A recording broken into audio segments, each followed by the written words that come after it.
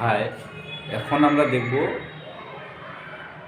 দুটো সংখ্যার মধ্য সমানুপাতি কিভাবে নির্ণয় করা যায়।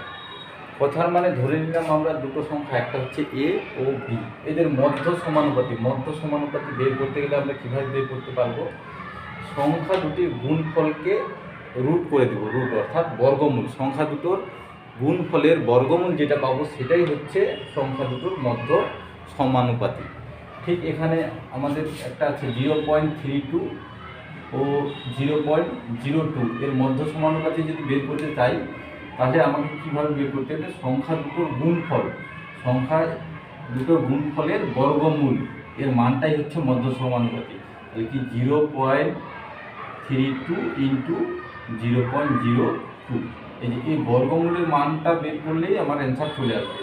তাহলে আমরা কী করবো? এই দশমিকটাকে তুলে দিব, দশমিকের জন্য একটা 1 নিলাম, পিছন থেকে দেখবো কয় ঘর পর দশমিক ছিল, 1 2, তাহলে দুটা শূন্য দেবো।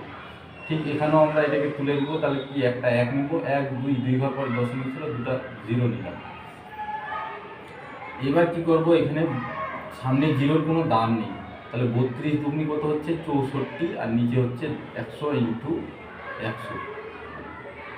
64 হচ্ছে কি? 64কে কি লিখতে পারি? 64 বর্গমূল কত? 8 গুণ 8, 8 হবে। এই যে 64 লিখতে 8 ইন্টু 8, আর এখানে কি 100 ইন্টু 100।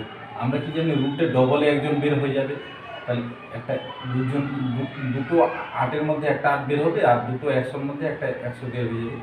এইবার আমরা কি করব?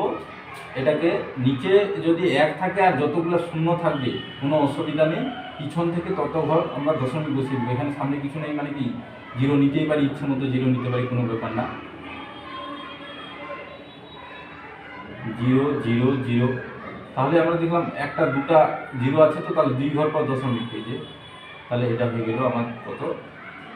0.08। তাহলে এই দুটো সংখ্যার মধ্য সমানুপাতি হচ্ছে 0.08। ঠিক এখানেও এদের মধ্য সমানুপাতি যদি বের করি, সংখ্যা দুটোর গুণফলকে রুট করে দেবো, বর্গমূল 5 ইন্টু 5 বাই কত?